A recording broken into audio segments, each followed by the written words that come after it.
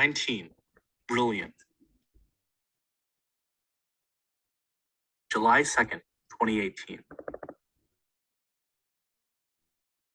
Deep in Tamluang, the wild boars are doing what they have been doing for the past 3 days, digging at the walls of the room that has become their tiny home.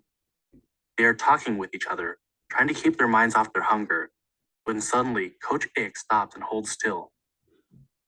Did you hear something? The team has become used to hearing things in the darkness. When the boys meditate, sometimes they hear dogs barking or chickens squawking. They have even heard the whir of helicopter blades. They are so deep under the surface that these sounds can only be illusions. The constant echo of water dripping onto stone can play tricks on one's mind. Cavers who spend long periods underground sometimes hear what they think are the voices or footsteps of their friends just behind them, only to find there is no one nearby. But this time, Coach Egg is sure he heard a man's voice. He tells the others to be quiet. Yes, there it is again. A voice and the sound of splashing. The group moves down toward the water. Mick holds the flashlight, and Coach Egg tells him to hurry down to the shore. Don't let them pass us, he says. Their hill is so high that Coach fears that whoever is in the water may sink down again and swim right past them without seeing them. Mick is timid, so Adun takes the flashlight and waves it down at the water. Hello? He calls out. He hears an answer, but he can't tell what they say, and he still can't see the speaker's face. Finally, two heads emerge into the beam of his flashlight. Adun is taken aback. The faces bobbing above the water aren't Thai. They belong to two white men.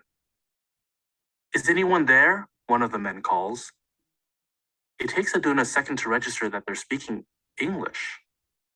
Adun has learned English in school, and the pastor at his church has also been teaching him. But the words come slowly to his lips. His mind is sluggish from so many days of hunger and darkness. Adun knows he has to say something. Hello, he calls back in English. Are you okay? Asks the man. Thankfully, he's speaking slowly. Adun thinks for a moment. They've been trapped in a cave for 10 days without any food, but other than that, they're pretty okay. Yes, I am okay, he answers. The man asks, How many of you? 13, answers Adun. Brilliant. Coach Egg, who doesn't speak English, asks the boys nearest to him, What are they saying? Does anyone know? Who here speaks English? Dee reminds him that Biu knows a little English. Please translate, pleads Coach Egg. Calm down, Biu tells him in Thai. I can't translate and listen at the same time. Oh, great. Now I can't catch up.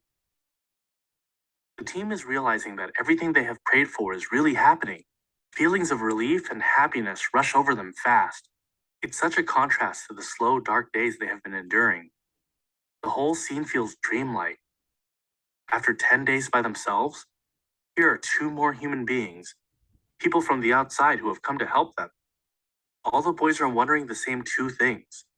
Do we get to leave the cave now? And do these guys have any food tucked inside their wetsuits? Sadly, the answer to the first question is no. The first man explains in short, choppy sentences why they can't leave the cave. No, not today. Just two of us. We have to dive. The second diver says, We are coming. It's okay. Many people are coming. The first diver adds, Many, many people. We are the first. Many people come. That's awesome, but the boys want to know when they get to leave this stinking cave. What day? Adun asks them, meaning what day will they finally see the sky again? Tomorrow. The men start talking quickly to each other. Then one of them holds up his hand and says, 1 week, Monday. You have been here for 10 days. He obviously doesn't realize that the boys have a watch and know exactly how long they've been here. Meanwhile, Biu has remembered his English. Hungry! Hungry! He says, and others join in the chant. We are hungry, Adun repeats. I know, says the man. I understand.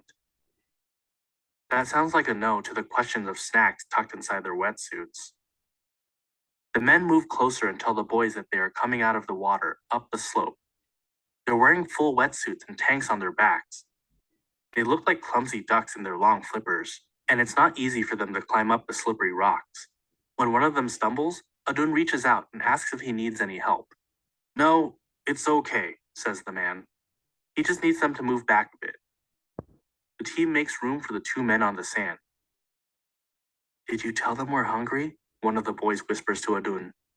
Yes, I told them already, answers Adun. There is no food today, but there will be tomorrow. The men explain that Thai Navy SEALs will come to them the next day and bring food and a doctor with them. Where do you come from? Asks Adun. England. The UK, answer the men. England? Seriously? The boys believed that they would be found someday, but the last thing they expected was that two men in diving gear, all the way from England, would be the ones to find them. I am very happy, Adun says to the Englishman, words that don't begin to convey the overwhelming joy they all feel. The men seem to understand anyway, and maybe they don't have the words to fully express what they are feeling either. We are happy too, they say.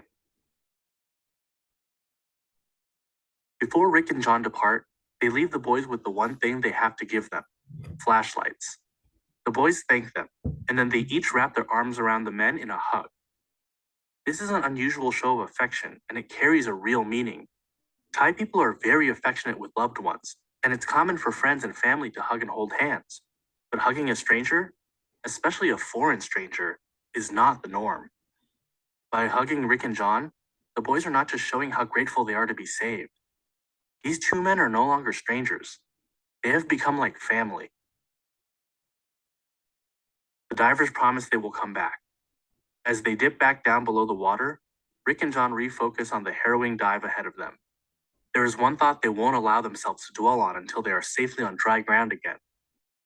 The dive through the cave was even more difficult than they predicted, and the boys they saw were so emaciated, like walking skeletons. They have made a promise to return to the wild boars, and they aren't worried about keeping that promise. What they don't know is how in the world the boys who just hugged them are going to get out. Later, John Valanthan will speak his grim thoughts aloud. Alive in a cave and alive outside a cave are two very different things.